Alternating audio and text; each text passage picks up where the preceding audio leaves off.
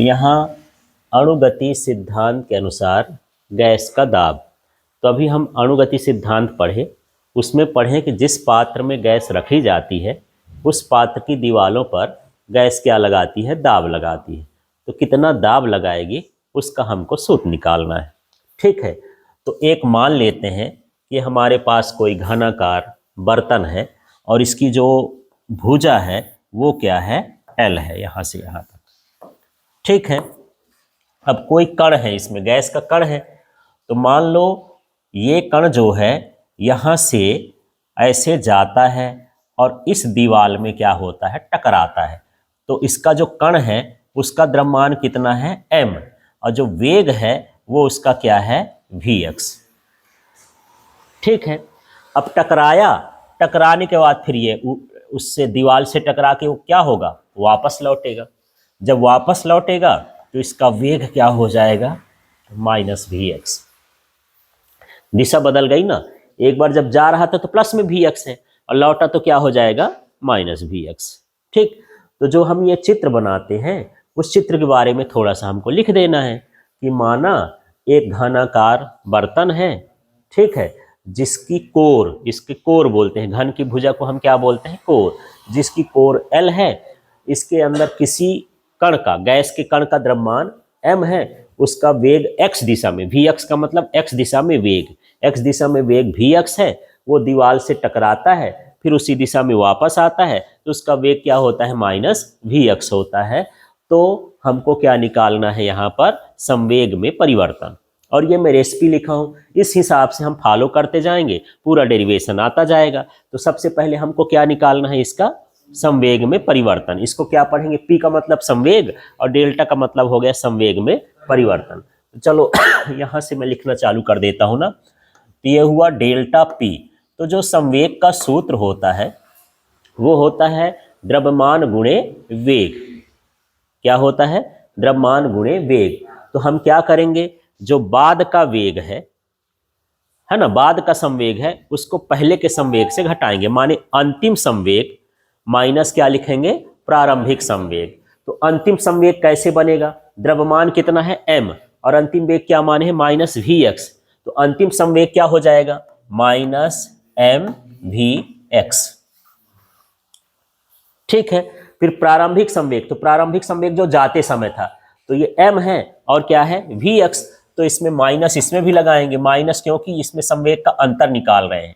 अब ये सूत्र को समझना, ये था अंतिम संवेग और माइनस क्या होता है, प्रारंभिक संवेग।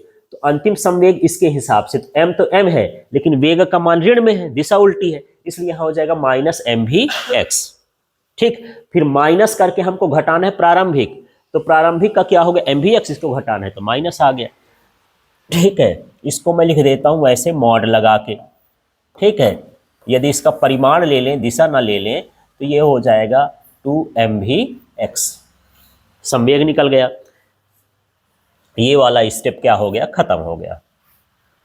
ठीक है, संवेग के बाद क्या निकालना है, देखो उसमें समय अंतराल, डेल्टा टी का मतलब क्या लिखा है यहाँ पर देख लेना। अगला स्टेप क्या है, समय अंतराल। तो ये कैसे मैं सूत्र लिख दिया हूँ, पहले से ये भी देख लेते हैं। तो यहाँ मैं सूत्र लिख रहा हूँ, थोड़ा सा ध्यान देना।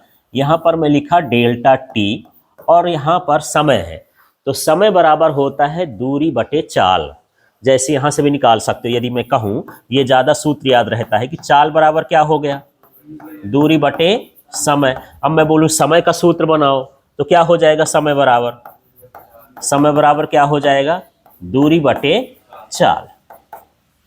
ठीक है, तो समय को मैं क्या लिख दिया, डेल्टा टी। अब दूरी को देखो, एक बार ये गया तो क्या गया, L, दोबारा लौट के आया तो फिर L हुआ, तो कितनी दूरी तय किया, 2L, एक जाने में और एक आने में। समझ में आ रहा है। तो यहाँ पर मैं लिख दिया हूँ, दूरी की जगह पर क्या लिख दूंगा, 2L, और किस चाल से जा रहा है, vx से, तो ये यहाँ पर लिख दिया vx। ये समय निकाल लिए। ठीक है, समय निकालने के बाद फिर अगला स्टेप देखो, इसमें फॉलो करो इस स्टेप को। फिर बोलता है कि समय निकालने के बाद हमको ये देखना है कि ये कितना बल लगाया, है ना। तो समय अंतराल के बाद हमको क्या निकालना है, बल। तो बल का सूत्र देखो यहाँ पर लिखा है, जो हमारा न्यूटन के गति का द्वितीय नियम होता है, तो संवेग में परिवर्तन की दर बोलते हैं। यहाँ पर बल इक्वल टू होता है F delta P upon delta T. X दिशा की बात करते हैं इसलिए एक्स एक्स लगा देते हैं, और डेल्टा टी में एक्स एक्स कुछ न लगाएंगे क्योंकि अदिश राशि है, वो सदिश है। तो यहाँ पर क्या बन जाएगा बताओ, मैं लिख दिया क्या एफ एक्स, और क्या लिख दूँ डेल्टा पी, और नीचे लिख दिया एक्स, और सामने क्या हो गया डेल्टा टी। ठीक है, अब आपका मन कर रहा होगा कि यार यहाँ पर डेल्टा पी का भी मान निकला है, डेल्टा टी का भी मान रख रहा है, उस मान को इसमें रख देते हैं, है ना। तो रख के देखते हैं क्या हो जाएगा। ये हुआ एफ एक्स, डेल्टा पी का मान देखो कितना है 2mVx, ये डेल्टा पी का मान ये वाला है, इस मान को यहाँ पर उठा के रख दिए। फिर यहाँ बटे में क्या है डेल्टा टी, तो डेल्टा टी का मान ये वाला है, इसको उठा के यहाँ रख देंगे। क्या लिखा है यहाँ पर 2l अपॉन Vx। ठीक है, इसको आगे मैं यहाँ लाइन खींच के बगल में लिख देता हूँ, इसको आगे हल करके देखते हैं। तो देखना एफ एक्स की जगह में एफ एक्स रख दिया, फिर यहाँ लगा दिया बराबर। अब ये वी एक्स कहाँ जाएगा ऊपर, तो क्या बन जाएगा 2 2 काट दूँ ना, यहाँ पर 2 और 2 कट भी जाएगा, तो क्या आएगा mVx, और यहाँ पर क्या हो गया स्क्वायर। ठीक है, ये Vx यहाँ पर ऊपर जाएगा तो स्क्वायर में हो जाएगा। बटे में क्या बचा, कैसे गुणा हो जाएगा, जो नीचे की संख्या होगी, जैसे मान लो मैं ये लिख दिया हूं कि यहाँ पर x इक्वल टू ये लिखा है 4 और बटे में लिखा है 5/3, तो इसको कैसे हल करोगे 3/5 लिखोगे, है ना। ये हो जाएगा 4 गुणे 3/5, तो नीचे वाला कहाँ चला जाता है ऊपर। ठीक है, उस हिसाब से यहाँ पर इसको करेंगे हम। ठीक, तो चलो यहाँ पर देख लेते हैं, ये भी कहाँ चला जाएगा ऊपर, नीचे क्या बच रहा है L, तो यहाँ पर बटे में मैं क्या लिख दिया L। काम खत्म हो गया इसका। अगला स्टेप देखते हैं इसमें कि अब हमको क्या निकालना है, x दिशा में दाब। ठीक है, तो यहाँ पर क्या लिख देंगे देखो px, और दाब का सूत्र होता है F/A, एकांक क्षेत्रफल पर लगने वाला बल, है ना, उसको दाब बोलते हैं। तो सिर्फ x दिशा कहे तो x x और लगा दिए हैं, तो क्या बन जाएगा Fx अपॉन में क्या हो गया A। अब इनका मान रख देते हैं अगले स्टेप में, देखना कैसे कैसे मान रख देता हूं मैं। यहां पर रख दिया मैं Px, ठीक है, बराबर Fx का मान ये निकाले हो, है ना, ये ऊपर निकाले हैं, ये वाला Fx का मान है ना, इसी को हम लिख देंगे। तो क्या हो जाएगा ये mv²x, और बटे में क्या हो गया L। इसके बाद यहाँ क्षेत्रफल है, तो ये यदि ये वर्ग है, क्योंकि जो घन होता है उसमें 6 फलकें होती हैं, और 6 फलक कैसी होती हैं वर्गाकार होती हैं, वर्ग वर्ग से बनता है। ठीक है, मानिए नीचे का हिस्सा भी वर्ग, ये भी वर्ग, ये भी वर्ग, ये भी, चित्र में भले नहीं दिखला लेकिन इसको वर्ग समझना है। ठीक ना, तो वर्ग का क्षेत्रफल क्या होता है भुजा का वर्ग। तो मैं यहाँ पर a न लिख करके यहाँ पर लिख देता हूँ L का स्क्वायर।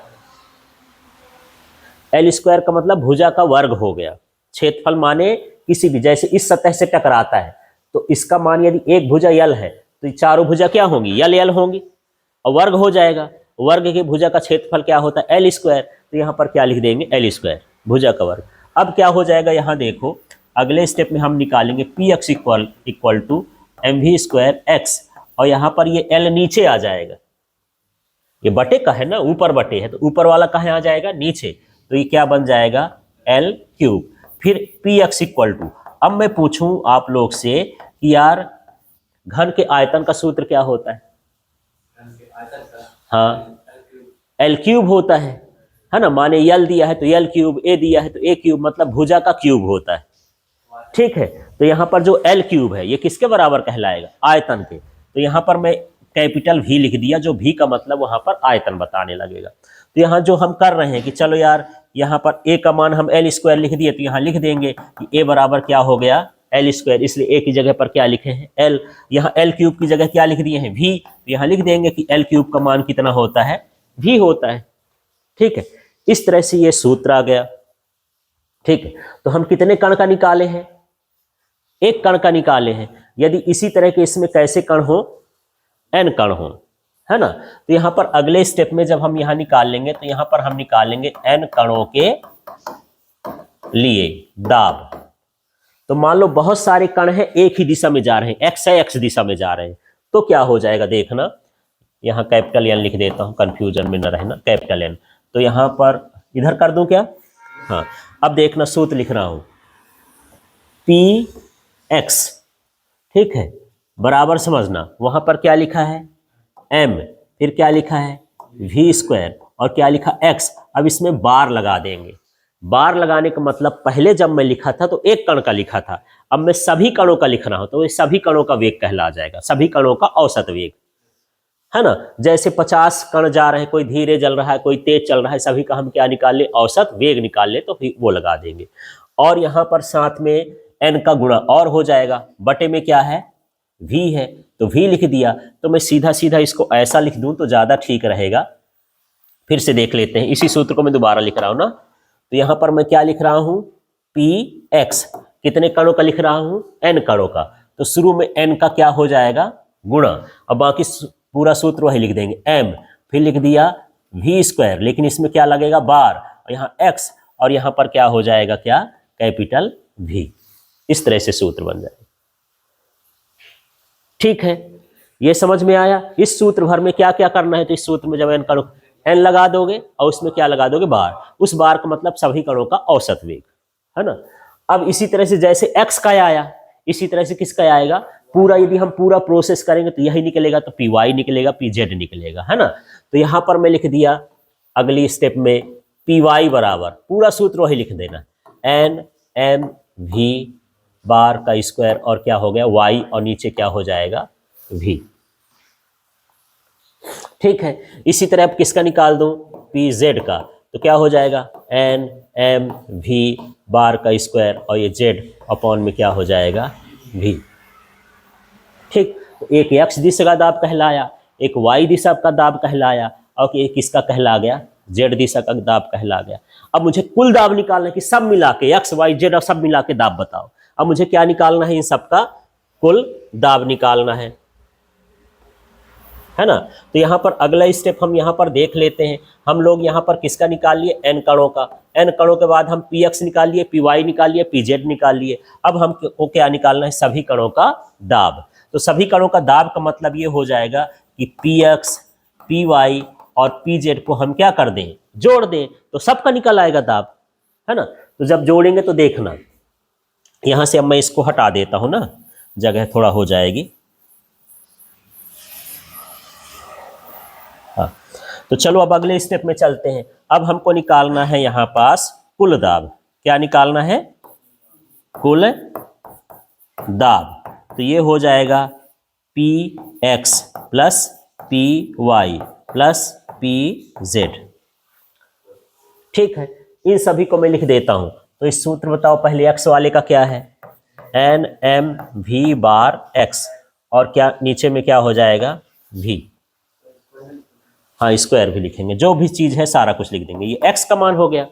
इसके बाद किसका, वाई वाले का, तो इसी को तो उतारना है, वाई भा लिख देना है। तो क्या हो जाएगा N M V square Y upon में क्या हो गया वी। फिर क्या हो जाएगा N M V square Z, यहाँ बार जो लगा है वो लगा रहेगा, और अपॉन में क्या हो गया यहाँ पर वी। ठीक है, अब यहां पर मैं लिखूंगा इनको 3p।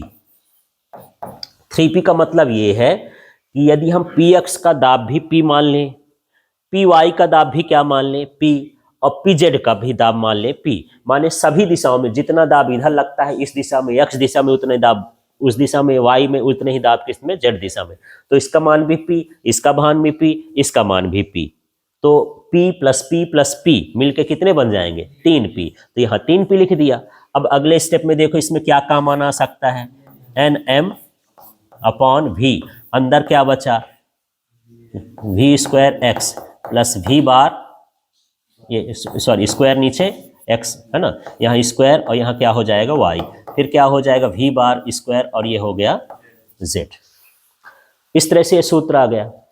ठीक है, अब हम x का, y का, z का एक औसत वेग फिर मान लेते हैं। ये x दिशा में औसत वेग था, y दिशा में औसत वेग था, z दिशा में, सबका मिला के औसत वेग कितना है भैया बताओ, कितना सारा वेग दिखाओगे हमको। तो हम यहाँ पर क्या कर रहे हैं, अगले स्टेप में देखना, ये मैं लिखा p बराबर 1/3, ये 3p था ना, तो 3p को हम 3 को कहाँ जाने दिए, नीचे। और थोड़ा साइड में लिख सकते हो कि ये जो हमारे पास ये जो px है इसका मान py के बराबर है, pz के बराबर है, और ये सभी का मान किसके बराबर है, p के, है ना। तो यहाँ p, यहाँ p, यहाँ p, 3p हो जाएगा। अब 3 को मैं बटे में कर दिया हूँ, तो यहाँ पर सूत्र क्या बनेगा देखना, n m, और इसको मैं लिख देंगे v बार, और अपॉन में क्या हो गया, एक कैपिटल V। देखो क्या सूत्र आया, क्या क्या चेंज आया। ये जो हमारा x का था, y का था, z का, सभी दिशाओं के लिए औसत वेग हमने क्या मान लिया, v बार का स्क्वायर। ठीक, अब यहां से ये नहीं पता चलेगा कि ये x है कि y के, सब का मिला के, चाहे x में जाओ चाहे y में जाओ, सब मिला के दाब इतना हो गया। ठीक है, अगले स्टेप में लास्ट में हमको निकाल देना है 1/3 जो NV होती है ना। ये एकांक आयतन में मोलों की संख्या को हम क्या लिख देते हैं, n बोल देते हैं, स्मॉल n, और ये mv का स्क्वायर। ये गैस द्वारा आरोपित दाब का क्या कहलाया, व्यंजक